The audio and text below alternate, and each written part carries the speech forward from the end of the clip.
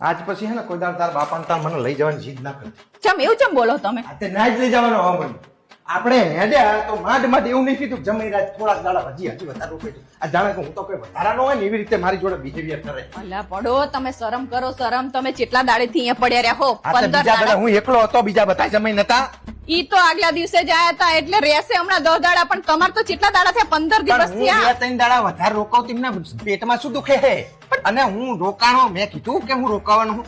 ખાલી હું તો એવું કહું કે હું નિહરતો હોય ને તાણે મને ખાલી એમ કે હવે જમે રાત રોકાઈ જાવ ને, હજી એકાદ દાડો રોકાઈ જાવ ને બતાય છે તો આમ હું તો ખાલી એટલી જ અપેક્ષા રાખી રહ્યો હું એવું નહીં કહેતો કે મારે અહીંયા રોકાવું હોય. પણ તમે તો 2 દાડા રહ્યા હોય ને તો તમને કે રોકાવો રોકાવો, પણ તમે આવી રીતે આટલા ના દાડા ભાઈ રહ્યા હોય ના, તો હવે હે ને મને ખબર પડી ગઈ છે.